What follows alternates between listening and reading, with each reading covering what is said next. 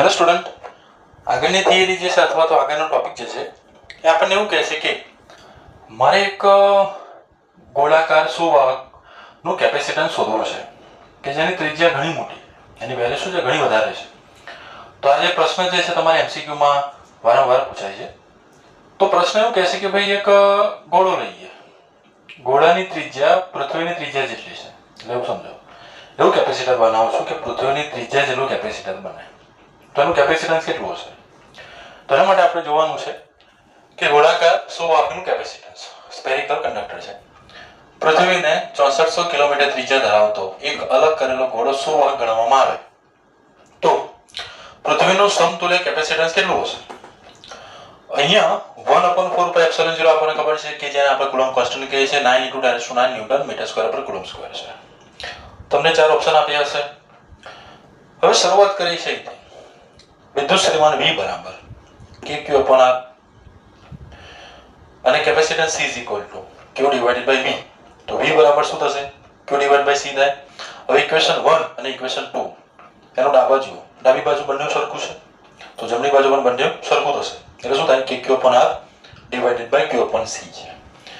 તો અહીંયા જે છે બંનેને કમ્પેર કરી દીધો આપણે, q અને q થઈ જશે કેન્સલ, તો C બરાબર r / k.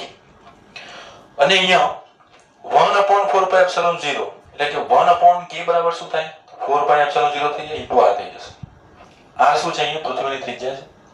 તો જો પૃથ્વીની ત્રિજ્યા r બરાબર 6400 કિલોમીટર છે, એને આપણે મીટરમાં કન્વર્ટ કરવું પડે, કમ્પલસરી છે.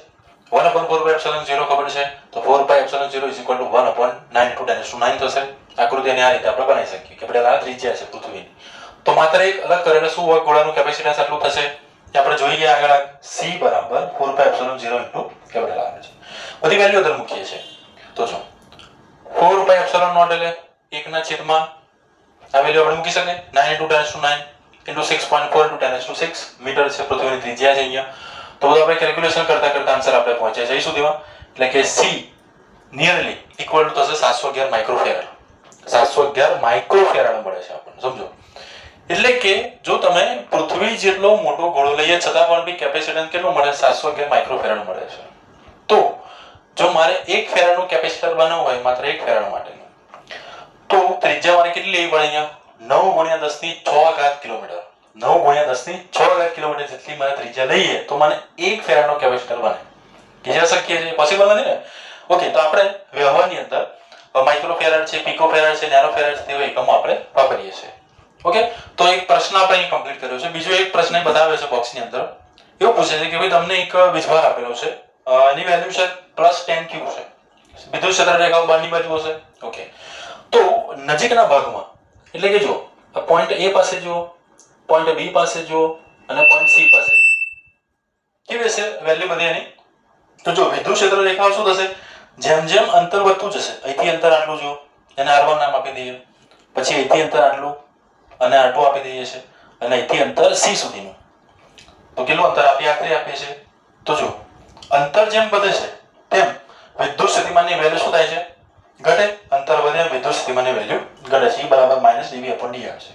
તો પૂછ્યું હોય કે ભાઈ A પોઈન્ટ પાસે, B પોઈન્ટ પાસે અને C પોઈન્ટ પાસે, આ રીતે જો તમને એમસીક્યુમાં પ્રશ્ન આપ્યો હોય તો શું લખવાનું? VA > VB > VC. એટલે V એટલે કે A પોઈન્ટ પાસે વિદ્યુત સ્થિતિમાન વધારે હશે B ના કમ્પેરમાં અને C ના કમ્પેરમાં. એ રીતે આગળ જતા વિદ્યુત સ્થિતિમાન શું થાય? ઘટતું જાય. Okay, thank you.